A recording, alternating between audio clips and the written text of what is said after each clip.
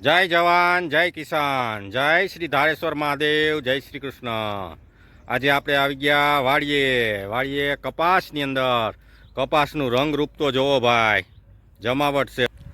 કેમ નકરું સાપું સાપું, હા હા, મરવા આવ્યો છે બિચારો કે શું? આમ તો જોવો, એનો કલર તો જોવો આવી જા, હા હા હા, ગાંડા થઈ જાય એવો ફાલ આવ્યો છે। પણ હવે શું કરવું, નકરું ચાપવું।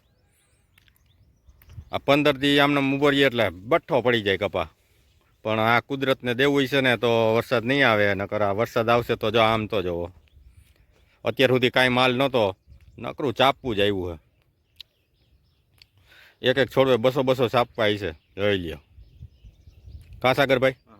હે સાપવું આવ્યું, પણ હવે આ વરસાદ શું કરશે?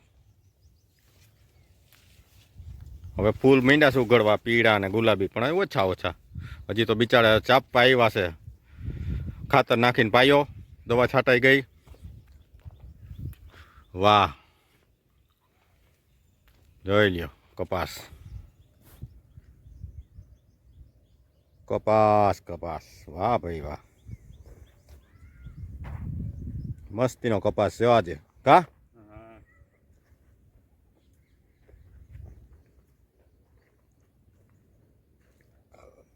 આઈને બેઠા રહી, આખો દિવસ આઈને બેઠા રહી એવો કપાસ છે આજે। કારણ કે વાદળછાયું વાતાવરણ છે અને એનું રૂપ જ આજે અલગ જ ખીલું છે। આને કહેવાય કુદરતી પ્રકૃતિ ભાઈ। હા, પાંદડા કરતાં ચાપવા વધારે છે, જોઈ લ્યો। આ તમે આમ જોવો તો ખરા, નકરું ચાપવું ચાપવું જ દેખાય। અને જો આ વરસાદ આવ્યો ને એટલે પાટલો ઢગલા થઈ જવાના। એટલે તો આપણે એક મૂકીને એક પાયો, એટલે કીધું ઝપટથી ચાપવા લાગી જાય। બહુ મસ્ત કપા છે, પણ વરસાદ ન આવે ને તો આની કદર થાય બિચારાની। હાલો હવે આપણે આગળ મળીશું મરચીમાં। કેમ ભાઈ સાગરભાઈ, બની ગયું ને? બની ગયો। જો ડિઝાઇન કરી નાખી એટલે ગાય લપસે નહીં, ખીલાહારી મારીને।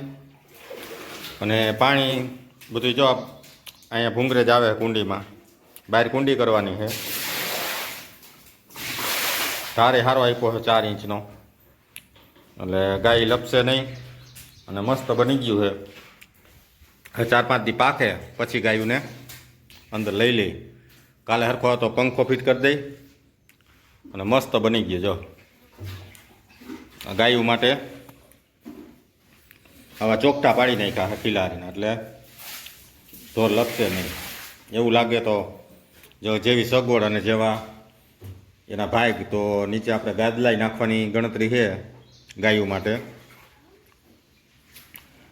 ગાયું આપણે શોખથી જ રાખવાની છે, દૂધ માટે નહીં, પણ આપણે ગૌમૂત્ર માટે રાખવાની છે। દૂધની તો કાંઈ કિંમત નથી અમારી ડેરીએ, કારણ કે ત્યાં વધારાનું ભરાવાનું થાય છે, ઠલવવાનું થાય દૂધ। કારણ કે 40 રૂપિયા આવે, 35-40 રૂપિયા ગાયના દૂધના, તો એમાં કાંઈ વરે નહીં, એમાં ખોરના પૈસા ન થાય, ખાંડના।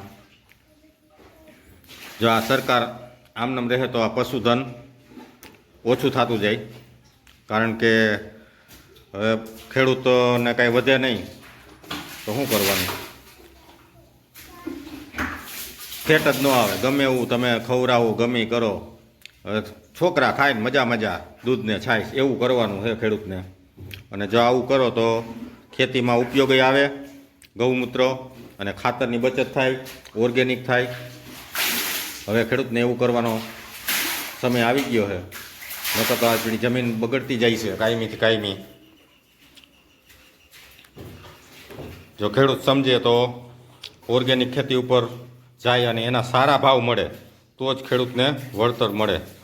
કારણ કે ઓર્ગેનિકમાં ગમે એવું ઓર્ગેનિક કરી તો ભાવ આના જેટલા જ, કારણ કે ઉત્પાદન તો થોડુંક ઓછું આવે શરૂઆતમાં, પછી તો સરખું જ આવે, પણ થોડાક ભાવ વધારે થાય ઓર્ગેનિકમાં, એની વેલ્યુ ગણાય તો ઓર્ગેનિક ખેડૂત કરવા માંડે।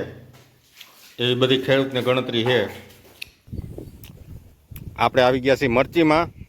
મરચી કાલે પી ગઈ છે, પાટલા પાઈ દીધા છે। ડ્રીપમાં તો જાતું જ હોય, પણ કીધું એક વખત પાટલા પાઈ દઈ એટલે કાંઈક છોડના વિકાસે સારો થઈ જાય અને ઠંડુ થઈ જાય, કારણ કે તડકા આવવું પડે છે.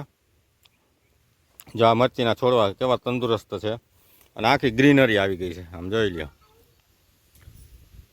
મરચીનો કલર જ બદલી ગયો. એક દીમાં પાઈ દીધી ભાઈએ, બહુ મસ્ત થઈ ગઈ છે. પણ જો આ વરસાદ ન આવે તો માપે આવીને વયો જાય તો કાંઈ વાંધો નહીં, નકર જો આ નુકસાની વધારે થાય, કારણ કે રૂપ જ એવું આવ્યું છે મરચીનું. મરવા કેમ આવ્યું હોય બધી કપાસ ને મરચીને, એવું બધું રૂપ આવ્યું છે. વાતાવરણ એવું થઈ ગયું વરસાદી. ભગવાન બચાવે બાપા આમાં તો. હાલો હવે આપણે કાલે મળશું નવા વ્લોગ સાથે. જય જવાન, જય કિસાન, જય શ્રી કૃષ્ણ, બાય બાય, ટાટા.